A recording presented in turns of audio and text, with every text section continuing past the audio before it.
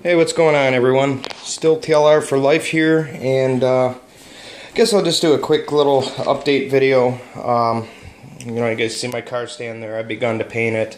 I was going to paint it black, but I think I'm going to give it a shot on painting it fluorescent green. So I got a base coat of white here. I'm going to make another coat of paint on it before I hit it with the fluorescent green. So because if you back it with white, it comes out brighter, like an actual fluorescent color. Anyway, quick update. What I did with my buggy is I put on some new shock boots for the Losi buggy. They're just like the Truggy shock boots.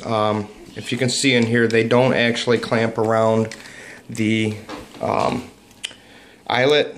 They clamp around, let me see if I can get it to focus. No, it's going to be hard to see. But anyway, they clamp around the shaft instead of the eyelet, so they don't tear like ever.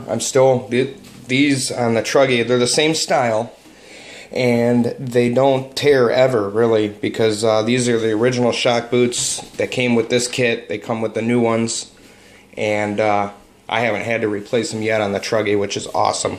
The part number is right here, TLR243031.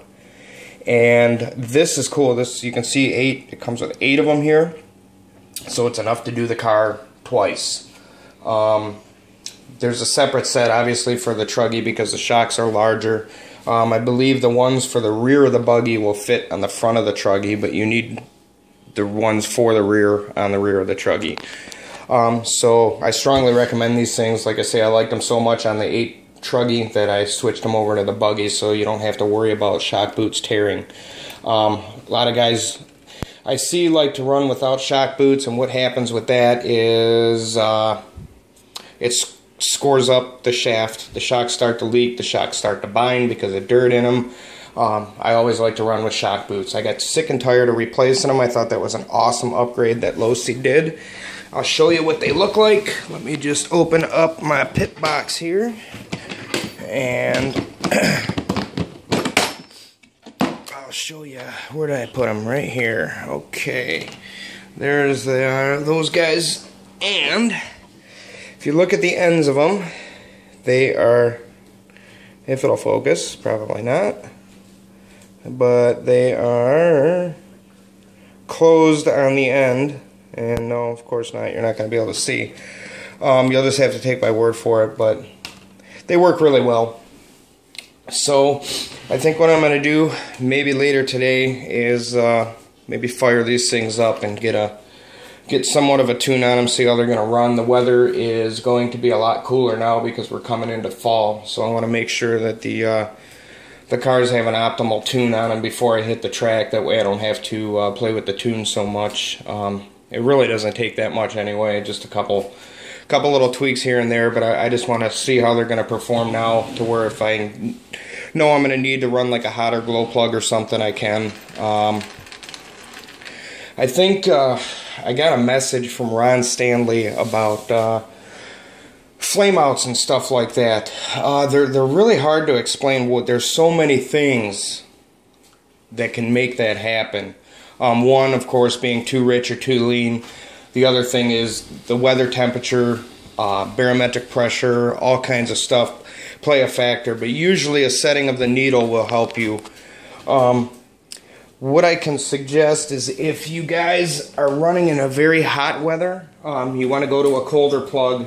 If you want to go in cold weather, you run a hotter plug.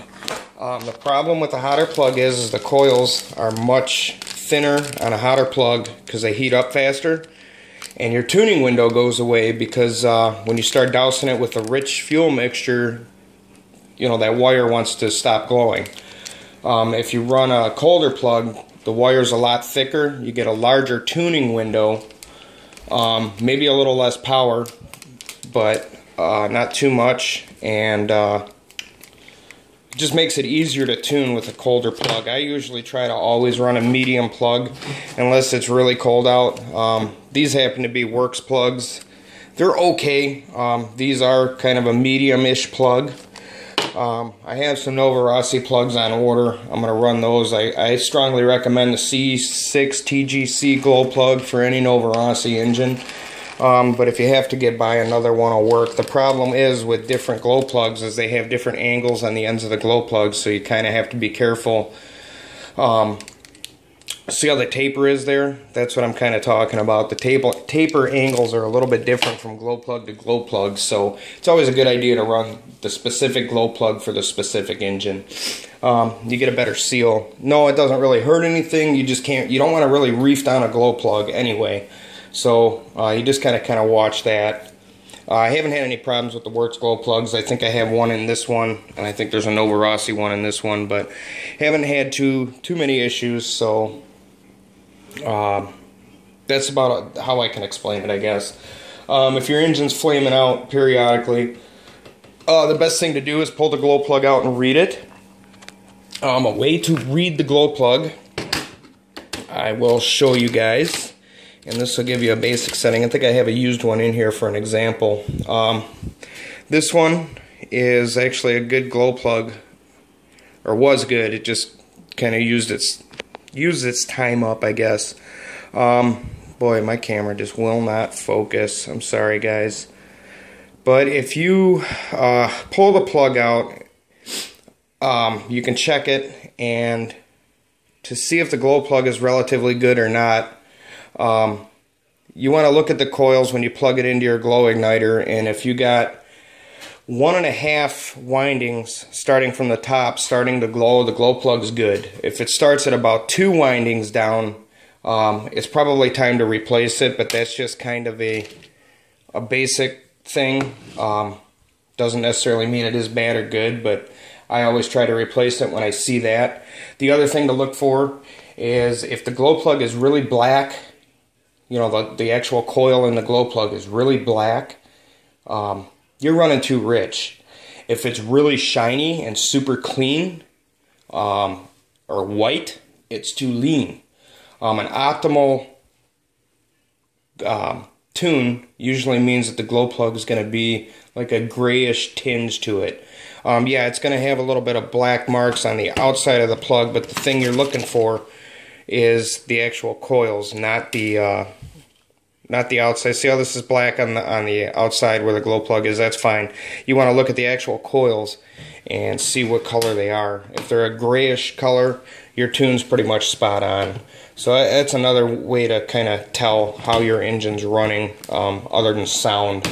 So first thing I'll do is look at the glow plug if the vehicle flames out, and then you can just read it from there. You know if you need to lean it out or richen it a little bit. And when you do make an adjustment, it's always no more than a 12th turn at a time to make an adjustment. 16th to a 12th turn at a time is going to get you where you need to be, because these engines are very temperamental. So especially if you're running a hotter plug, it's going to take very little to get the engine to make a difference. So anyway, that's about enough babbling for today. I just thought I'd throw a few tips in there for you and give you a little update on what's going on. My race is next Saturday, so I got some new tires for the Truggy. These are Proline Blockades, M3 compound. We're going to see how these do. I was running the whole shots before, which they actually hooked up and worked really well. These are very bald, and believe it or not, these were still working that day, but there was a really big blue groove on there. So I looked at the Blockades. I figured, let me give those a shot just to see. I know the big tire to run around where I'm at is a whole shot, but the Blockades seem to do really well on the buggy, so we're going to give that a shot. Proline doesn't make too many different tires for the Truggy anyway. The biggest sellers are the Proline Blockades and the whole shots. So I'm going to run these Blockades and see how it goes. I know both the whole shots and the Blockades are for a blue groove track, so we're just going to have to see how these bad boys do. And a little tip for mounting tires, I guess. It doesn't hurt to get a hole punch and punch holes in the tires. I put 4 holes in my tires, one directly across from the other, and then one directly across from the other on the other side. So, and then of course, a big thing to do is go ahead and get yourself a balancer if you're running a Truggy. I balance my buggy tires. It's not really necessary, but the smoother the tire runs, the better the car is going to stay planted on the ground. You know, your tire's not wobbling doing one of these, so you get more rubber on the ground at all times, which you get smoother, a smoother feel on the car. So, especially with a truggy, if you ever rev up a truggy with no balance on the tires, with the whole vehicle shaking, when you balance your tires and you rev it up, the vehicle stays put. It's nice and smooth and still. You can even feel it when you grab the wing. Let's say you're carrying it by the wing with it running and you rev it up. It feels buttery smooth when you rev it. So just a few little tips, and we will talk to you guys real soon. Thank you again for watching. If you have any questions, just hit me up in the comments, guys. Bye. Bye.